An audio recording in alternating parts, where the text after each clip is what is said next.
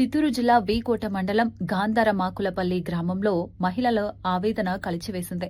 ఒక సామాన్య వ్యవసాయ కూలీ కుటుంబానికి చెందిన 3 మహిళలు తమ భర్తల నుంచి ప్రాణభయం ఉందని చెబుతూ రక్షణ కోరారు.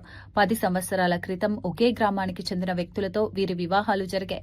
ప్రస్తుతం వారికి పిల్లలు కూడా ఉన్నారు. అయితే కుటుంబంలో మరో యువతిని ప్రేమ పేరుతో తీసుకెళ్లి గర్భవతిని చేసిన ఘటన మరింత వివాదానికి దారితీసింది. ఇప్పుడు పెళ్లి చేసుకోవాలంటే 5 లక్షల రూపాయలు కట్నం ఇవ్వాలని డిమాండ్ చేస్తున్నారని బాధితులు చెబుతున్నారు.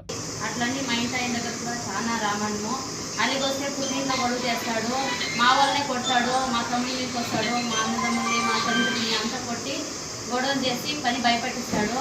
పోతిననుకో ఇంకా ఆడ కొట్టి చంపుతానని బెదిరిస్తాడు. ఇక్కడున్న వీళ్ళకని గొడవకి వస్తాడు. మా తమ్మునికి వస్తే చంపేస్తానని బెదిరిస్తూ ఉన్నాడు. కానీ మా తమ్మునికి ప్రాణానికి ఎటువంటి ఇబ్బంది లేకుండా మిమ్మల్ని వేడుకుంటున్నాము, రక్షణ కల్పించండి.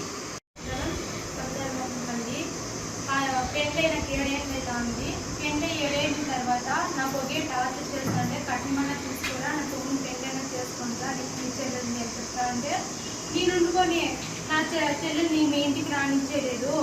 నేను ఏడైనా బిడ్డను చూసైనా తీసుకొని వస్తాను, నేను కట్టమన్నా ఇస్తానని చెప్తా అంటే నా చెల్లెలు తిరుపతి హాస్టల్లో చదువుతా ఉంటే చదివిన తర్వాత నా మొగుడు తిరుపతి పోయేది, ఆ పాపకి తిప్పేది. చెప్పిన తర్వాత ఆ పాపకి ఏమేమి మాటలు తెప్పించినో ఏమో తెలీదు. ఆ పాప మాట్లాడింది మా మొత్తి రమేష్ దగ్గరికి వెళ్ళిపోయింది, ఓ బిడ్డకి తల్లి.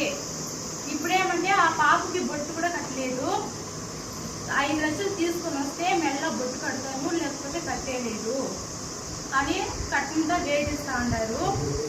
నాకు ఉండేది ఒక తమ్ముడు.